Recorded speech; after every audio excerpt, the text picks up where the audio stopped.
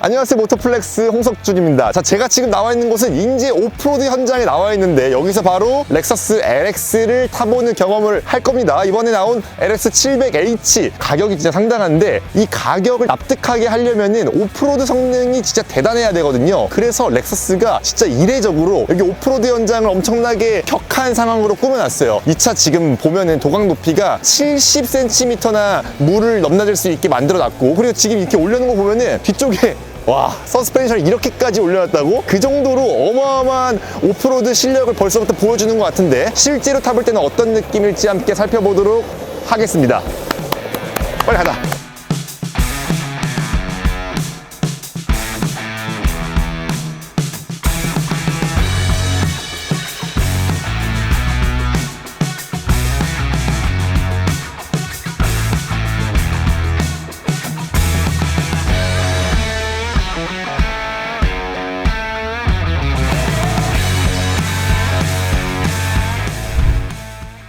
가장 궁금했던 오프로드 코스부터 좀 경험을 해볼 텐데요. 여기 오프로드 코스가 제가 지난번에 디펜더로도 주행을 해본 코스예요. 여기가 생각보다 더 험난한 코스들로 구성이 되어 있는데 과연 잘 지나갈지 한번 경험을 해보도록 하겠습니다. 네, 이건 너무 쉬울 것 같아가지고 굳이 기어를 L단으로 넣지 않아도 될 것 같아요.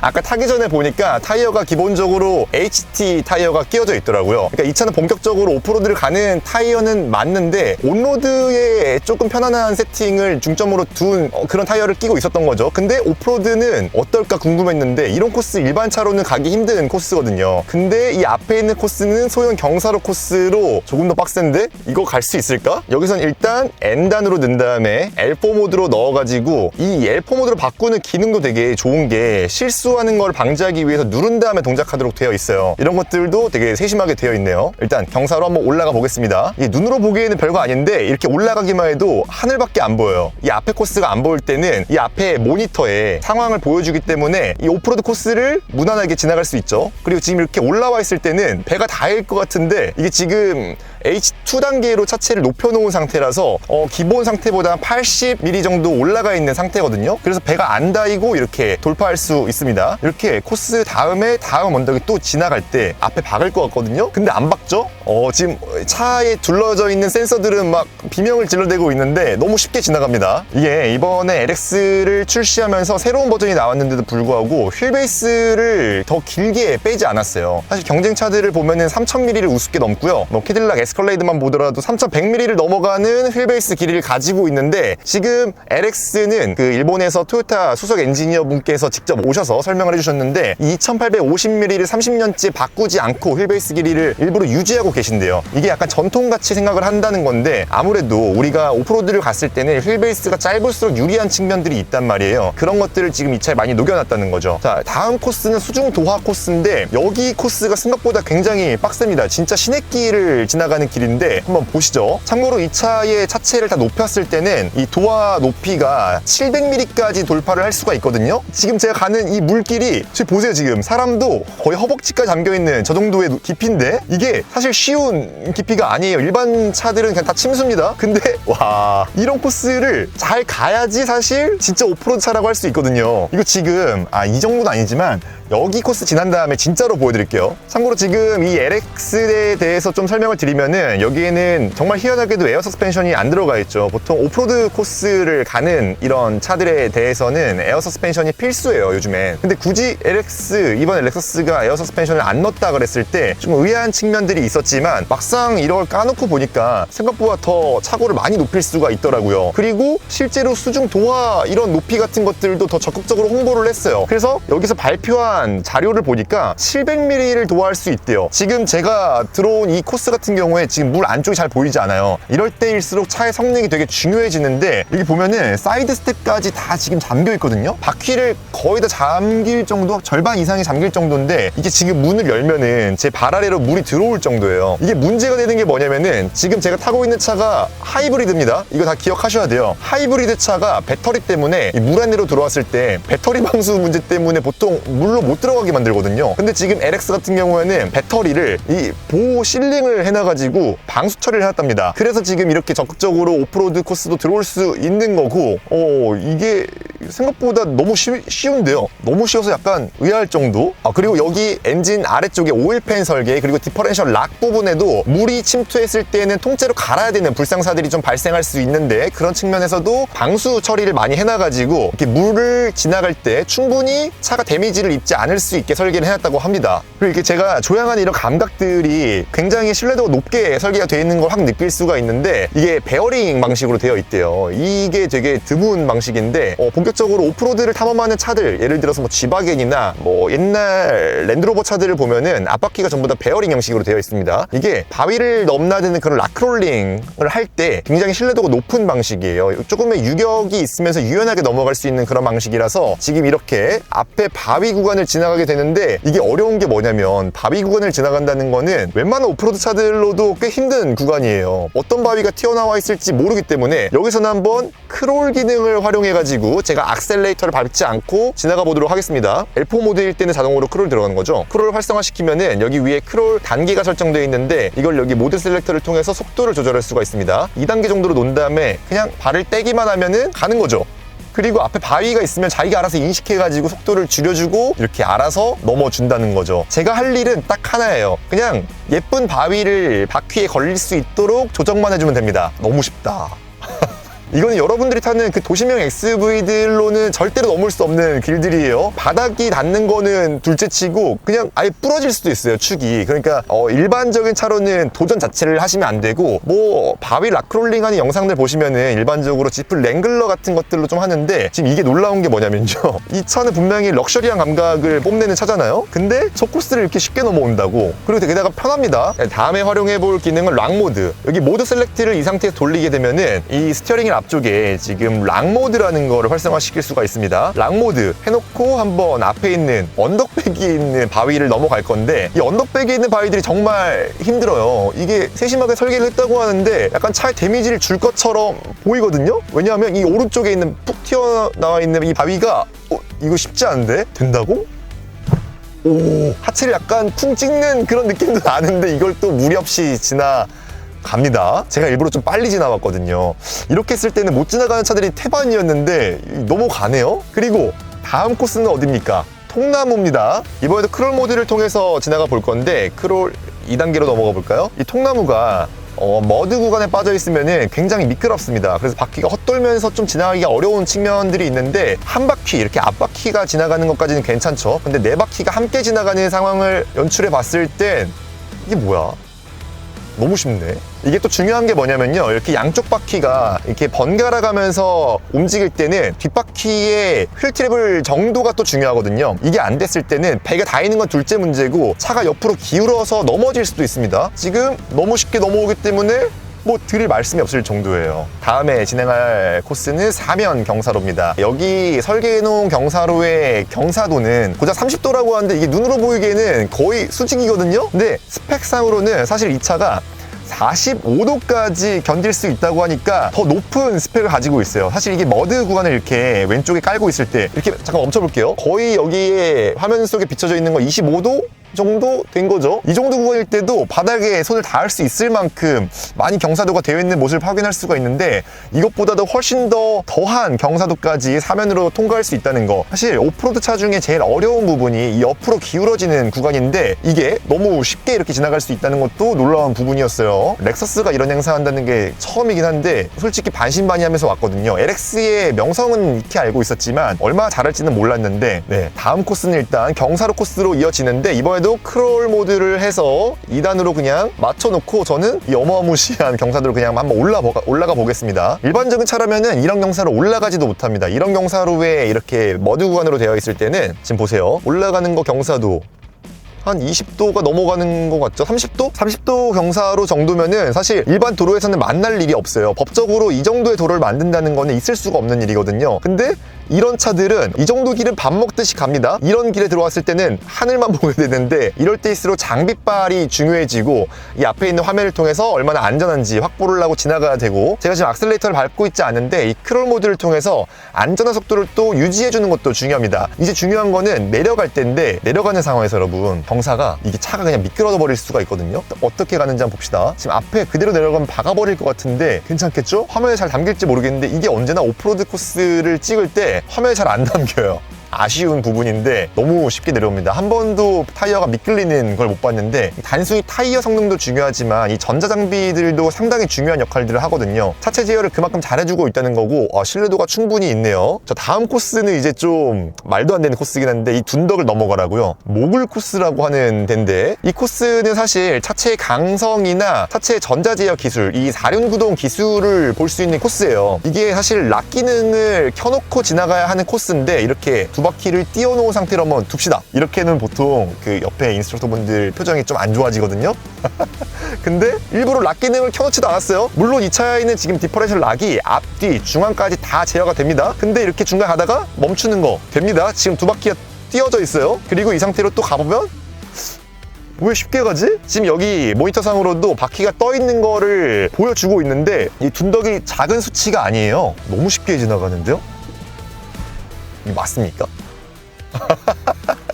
이 차가 추구하는 바가 그겁니다. 오프로드 코스에서도 편안하게 지나가는 그런 것들을 강조하고 있는데, 지금 이 코스에서 충분히 그런 것들을 느낄 수가 있었어요. 너무 편하게 나오죠. 그리고 무엇보다 중요했던 거는 이 차의 강성인데, 보통 저런 코스를 지나갈 때 모노코크 바디를 쓴 차들을 대부분들이 찌그덕거리는 소리들을 경험할 수가 있어요. 내장재들이 뒤틀리는 거죠. LX는 찌그덕거리는 소리가 하나도 들리지 않았기 때문에 이 차의 차체 강성도 한번 경험을 해볼 수 있는 부분이었죠. 바디온 프레임 바디이기 때문에 아무래도 다른 차들보다는 조금 더 강성을 유지하는 측면에서 유리했을 거예요. 자, 그리고 이번에 경험해볼 코스는 이 우회전하는 거예요. 일부러 저 앞에 있는 바위까지 바짝 붙어가지고 턴 어시스트 기능을 켜놨을 때는 오른쪽 뒷바퀴를 잠근 상태로 회전 반경을 최소화시켜 줄 겁니다. 오지 코스를 갈 때는 이게 굉장히 중요한 기능이에요. 앞뒤로 왔다 갔다 하면서 차체를 이렇게 부드럽게 간다고? 차체를 제어할 수 없는 상황들이 많다 보니까 이런 기능들이 꼭 필요한데, 지금 너무 쉽게 부드럽게 지나갔죠. 제가 예전에 그 포드 레인저 같은 것들로도 같은 코스를 한번 지나가 본 적이 있는데 좀 투박하게 움직이는 측면들이 있었던 반면에, 지금 LX는 모든 환경들이 우아하게 지나가고 있는 모습들을 확인할 수가 있어요. 지금 마지막 이제 오솔길 코스를 지나가는데, 아까 지나온 코스들을 종합적으로 좀 꾸며놓은 것 같아요. 이런 코스를 지나올 때는 이제 지금 이 LX가 가지고 있는 휠베이스 2850, 사실 스펙적으로만 봤을 때는 휠베이스가 너무 짧아가지고 실내 공간이 너무 좁아지는 거 아니야? 이런 것들을 우리나라 사람들은 보통 생각하겠지만, 이 꾸준하게 30년 동안 갈고 닦아온 오프로드 기술들이 이 휠베이스에 녹아있다는 걸 생각하면은 납득이 좀 되는 것 같기도 합니다. 이게 전반적으로 제가 오프로드 코스를 너무 쉽게 지나왔다고만 설명을 드렸는데, 이게 중요한 게 뭐냐면은, 오프로드를 잘 가는 차로 오프로드를 들어왔을 때 이렇게 쉽게 지나가는 모습들을 연출을 하게 되거든요. 이게 이 차가 가지고 있는 오프로드 기술들이고, 쉽게 지나갈수록 차를 잘 만들었다는 증거가 됩니다. 그렇기 때문에 제가 쉽게 지나왔다고 자꾸 뭘 설명을 드리는 거는 그만큼 LX가 오프로드에 아주 최적화되어 있는 차라는 거를 경험을 시켜줬다는 거예요. 자, 이제 저희는 오프로드 코스 마지막 코스까지 지나온 다음에 저희는 이제 본격적으로 온로드 코스에 들어가서 이 차의 본격적인 주행 성능들을 설명을 드리도록 하겠습니다. 자, 이번에 자리를 옮겨가지고 온로드 시승 코스로 넘어왔습니다. 이 LX 같은 경우에는 사실 오프로드 코스를 엄청나게 강조한 차지만, 이 차의 가격대나 이제 포지션을 생각했을 때는 온로드 성능도 빼놓을 수가 없거든요. 그래서 이 온로드를 시승할 때 느낌을 지금부터 말씀을 드리기 전에 파워트레인도 간단하게 설명을 드려볼게요. 일단 여기에 들어가 있는 파워트레인 구성은 3.5L V형 6기통 엔진이 들어가 있습니다. 그리고 이게 병렬 구조로 하이브리드 방식으로 엮여 있어요. 그래서 이 차가 발휘하는 최고 출력은 457마력입니다. 지금 이 차의 무게가 2.8톤을 좀 넘어가는 무게를 가지고 있다는 걸 생각해보면은 그냥 무난한 수치라고 볼 수가 있는데, 잠깐 속도를 줄였다가 이렇게 속도가 좀 붙어있는 상태에서도 나름 시트에 몸이 좀 밀착될 정도의 가속 감각을 가지고 있는 걸 봐서는 출력 자체는 무리가 전혀 없는 수준이고요. 약간 좀 넉넉하다라고 느낄 수 있을 정도예요. 랜드크루저랑 이 차가 바디를 공유하기 때문에 랜드크루저였다면 이 정도의 출력을 뽑아내기는 쉽지 않았을 건데, 렉서스로 와서는 이렇게 풍요로운 감각의 파워트레인을 넣어야 되는 게 맞아요. 사실은 다른 경쟁차들 같으면은 V8 같은 거 8기통을 쓰면서 출력을 조금 더 끌어올렸겠죠. 있지만 지금 이 차는 V6를 쓰면서 하이브리드로 연결을 해놨다는 게 단점으로 꼽히지만 사실 이게 조금 더 부드러운 감각을 뽑아내기에는 부족함이 없다는 거죠. 그래서 출력만 살펴봤을 때 그게 단점을 드러내냐 안 드러내냐 중요한 요소인데 체감적으로는 부족한 게 없다는 거. 일단 파워트레인의 출력 통과. 근데 이 질감 측면에서는 조금 드릴 말씀이 있습니다. 일반적으로 우리가 토요타 하이브리드 시스템을 얘기할 때 이 직병렬 구조가 가지고 있는 가장 큰 단점이 엔진의 이 음색 자체가 좀 거칠다는 게 단점이었어요. 근데 이거는 이 지금 병렬식으로 오더라도 약간의 단점으로 드러내긴 합니다. 엔진의 질감이 6기통으로 와서는 조금 더 부드러워져야 하는데 지금 가속 페달을 밟아서 RPM을 좀 띄워놓는 이런 상황에서 느껴지는 엔진 질감들은 다소 좀 거칠게 느껴져요. 사실 6기통 엔진이라고 하면은 일반적으로 4기통 엔진보다 훨씬 더 조용한 감각을 기대를 하기 마련인데 이 렉서스의 LX에 들어가 있는 6기통 엔진은 기대보다는 조금 시끄럽다는 거. 하지만 이 파워를 전달하는 과정 자체는 굉장히 부드럽습니다. 이게 또 중요하게 여겨지는 건데 이 파워트레인의 전반적인 완성도를 평가하는 기준에서는 파워를 어떻게 전달하는지가 중요하거든요. 그러니까 엔진에서 만들어진 출력을 노면까지 어떻게 전달하느냐, 얼마나 매끄럽게 전달하느냐인데 지금 LX를 타면서 느껴지는 전반적인 파워트레인의 질감 자체는 또 굉장히 매끄러워요. 그러니까 이 엔진의 음색만 조금 더 부드럽게 다듬어줬으면 좋지 않았을까라는 생각을 해볼 수 있을 것 같아요. 자, 그리고 하체 감각에 대해서도 이제 본격적으로 말씀을 드리자면은 기본적으로 굉장히 부드러운 서스펜션 구조를 가지고 있습니다. 제가 좀 우려스러웠던 게 뭐냐면은 이 차의 가격이나 엄청나게 럭셔리한 감각을 뽐내는 이런 차 중에서는 하체 구성할 때 이 바디온 프레임 구성에서 첫 번째로 손해를 먹고 들어간다는 게 좀 우려스러웠던 부분이고, 두 번째로는 에어 서스펜션을 사용하지 않았기 때문에 그 에어 서스펜션에 들어가 있는 블로우즈가 살포시 충격을 머금어주는 그런 능력이 없을까봐, 그러니까 이 차가 너무 딱딱하게 느껴지지 않을까? 아니면은 다른 부분에서 좀 단점을 드러내지 않을까라는 생각을 했었는데, 일단 체감적으로 느껴지는 거는 굉장히 부드럽습니다. 그래서 노면에 있는 요철 같은 것들, 그리고 노면의 질감 같은 것들이 많이 걸러지는 것 같아요. 불쾌한 진동 같은 거 아주 잘 걸러주고 있고요. 에어 서스펜션 못지않게 굉장히 매끄러운 주행 감각을 보여주고 있어요. 그리고 이게 에어 서스펜션이어야지만 기대할 수 있는 그런 감각들도 조금 느껴지는데, 어떤 거냐면은 너울치는 길들을 지나갈 때 좀 구름 위를 떠다니는 것 같은 그런 느낌들이 이제 이렇게 최상위 럭셔리 카드라에서 느껴져야 하는 그런 감각들이거든요. 근데 이게 안 느껴지면 어쩌지? 라는 걱정들을 했었지만 막상 지금 LX가 보여주는 주행 품질은 상당히 유압 서스펜션을 넣은 것 치고는 기대 이상이라는 생각이 들어요. 근데 어쩔 수 없는 건 이 바디온 프레임에서 느껴지는 감각은 지울 수 없는 부분이 좀 있습니다. 이게 물론 국산 차들의 바디온 프레임 차들과 대비해서는 아주 훌륭하지만 우리가 바디온 프레임 차 중에서 이 미국 차들의 승차감은 또 되게 높은 수준에 와 있잖아요. 이게 어떤 느낌이냐면은 아래 바디 위쪽에 이렇게 캐빈이 얹어져 있는 형태로 되어 있을 때는 바디와 캐빈을 연결하는 볼트 부분에서 이게 잡음들이 좀 느껴져요. 근데 이런 부분을 얼마나 부드럽게 넘겨주느냐가 이제 중요한 요소일 텐데, LX는 적당히 좀 고급스럽게 넘겨주긴 하는 것 같아요. 요즘에 이제 랜드로버 같은 경우에도 이 바디온 프레임 방식을 벗어났어요. 왜냐하면은 방금 제가 말씀드린 그런 두두둑하는 그런 불쾌한 진동들을 없애기 위해서인데, 어쩔 수 없이 이 차는 원래 태생 자체가 오프로드를 지향하는 차고, 이 차를 주로 찾는 고객들 역시도 몽골이나 이렇게 중동의 정말 극한 지역에서 고객들이 주요층을 이루기 때문에 이 바디온 프레임을 버리긴 힘들었을 겁니다. 그런 측면에서 바라본다면은 약간 렉서스가 솔직히 바디온 프레임을 버리고 싶었겠죠. 하지만 버릴 수 없는 현실적인 요인들이 있었다. 그리고 어떤 측면에서는 오프로드를 가는 분들 중에서도 이렇게까지 럭셔리한 차를 구매하고 싶었던 잠재 수요가 있었을 건데, 그런 분들한테는 또 완전히 마니악하게 꽂히는 포인트가 되지 않을까라는 생각을 해보게 만듭니다. 지금 영상 보시는 분들 중에서도 분명히 오프로드 차는 바디온 프레임이지 라고 말씀하시는 분들이 있을 거예요. 그런 분들한테는 완벽하게 들어맞는 세팅이 아닐까라는 생각을 하게 만들고, 이 바디온 프레임을 지금 2025년까지 끌고 오는 차가 많지 않기 때문에 그런 측면에서는 최상위까지 이 승차감을 많이 끌어올린 부분이 충분히 느껴진다라고 보시면 될 것 같습니다. 물론 모노코크 바디를 쓴 SUV가 그래도 이 승차감 측면에서 더 유리한 거는 어쩔 수가 없다는 얘기이긴 하죠. 자, 그리고 꼭 체크를 하고 또 넘어가야 될 부분이 뭐냐면은 이렇게 차고가 굉장히 높고 지금 이 차는 거의 2m에 달하는 차고 높이를 가지고 있기 때문에 이렇게 높은 차 그리고 프레임온 바디를 가진 차 같은 경우에는 무게중심이 상당히 높을 수밖에 없습니다. 태생적인 한계예요. 이런 차들이 가지고 있는 가장 큰 단점이 뭐냐면은 롤에 굉장히 취약하다는 건데 지금 LX가 그 모든 요소들을 다 가지고 있거든요. 롤에 취약할 수밖에 없는 구조들, 심지어 무게도 높아요. 2.8톤에 달하는 무게를 가지고 있어요. 그러니까 이렇게 고속으로 달리는 상황에서 코너를 돌아 나갈 때 조금만 타각을 많이 주게 되면은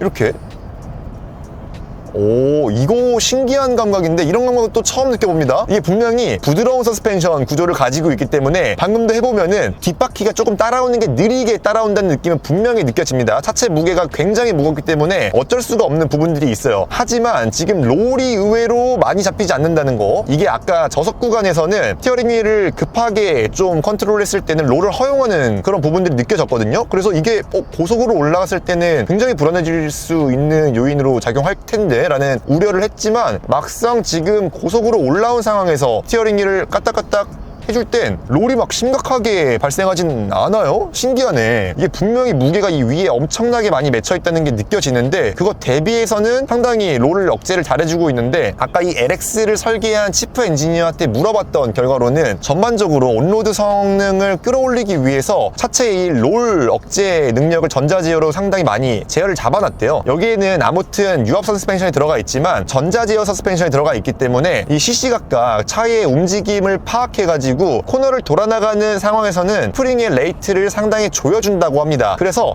코너를 돌아 나가는 상황에서는 롤이 심하게 생기지 않도록, 지금도 보세요, 코너 인지했지 그리고 돌아 나갈 때는 생기지 않는다는 거죠. 이게 잡아주는 느낌도 없이 이질감 없이 동작을 하는데 이런 게 이제 이 차 가지고 있는 유압 서스펜션의 장점이구나. 아까 렉서스 엔지니어가 자꾸 그런 얘기를 하는 거예요. 유압 서스펜션이 가지고 있는 가장 큰 장점은 에어 서스펜션보다 이 차고 높이를 조절시키는 속도도 빠르고 특정한 상황을 딱 만났을 때 대응하는 속도가 굉장히 빠르다 그러더라고요. 지금 이런 코너를 마주하는 그런 상황들 역시도 같은 상황이라고 보시면 될 것 같네요. 그러니까 우리나라 환경에서는 분명히 맞지 않는 부분들이 있어요. 기존에 우리가 차를 선택할 때의 스펙적으로 보거나 우리가 일반적으로 차를 평가하는 기준에서의 차의 불편한 부분들이 분명히 있지만 이 차가 얼마나 오프로드의 진심인지 그런 오지에 직접 끌고 들어갔을 때는 빛을 발할 구성이라는 거죠. 그리고 그런 바탕 위에 이제 가족들이랑도 좀 풍요롭게 편안하게 즐길 수 있는 구성들을 이렇게 해놨다는 거, 이게 LX가 가진 최대의 장점일 것 같아요. 우리나라에서 그 오프로드 감성도 중요하게 여기는 분들 많잖아요. 그럴 때 편안한 감각까지 같이 누리고 싶으신 분들이라면은 이 렉서스 LX도 나쁘지 않겠다는 생각이 듭니다. 그렇게 보면은 가격이 좀 다시 보여요. 이 차의 기본 가격이 1억 6,500만 원부터 시작을 하고요. 조금 더 높은 트림 같은 경우에는 1억 6,800만 원의 가격표를 붙이고 있습니다. 물론 지금 제가 타고 있는 4인승의 VIP 버전은 거의 2억 원에 육박하는 가격표를 붙이고 있지만 이거는 정말 극소수의 타겟을 가지고 있는 것 같고 진짜로 대중이 바라보는 렉서스 LX는 1억 6천만 원대의 가격표를 붙이고 있다는 거죠. 높게 봤지만 이게 막상 오프로드 성능까지 경험하고 나니까 그렇게 볼 수는 없는 것 같습니다. G바겐이랑 비교했을 때도 물론 엄청나게 낮은 가격표거든요. 그런 시각으로 접근해서 본다면은 여러분들 분명히 납득하실 수 있을 거라고 생각해요. 전반적으로 좀 나무랄 데 없는 구성이라고 보여지고 가족들이랑 다 같이 편하게 누리는 오프로드? 나쁘지 않겠다는 생각이 듭니다. 약간 그동안 우리나라에 없었던 시장을 새로 개척해주는 그런 차 같아요. 자, 오늘 영상은 일단 여기까지 좀 하겠고요. 여러분들은 렉서스 LX 이번 영상 어떻게 보셨는지 좀 궁금한데 혹시 더 궁금하신 점들이 있다면은 댓글로 좀 남겨주시고요. 저희는 또 다음 영상에서 찾아뵙겠습니다. 자, 오늘은 끝!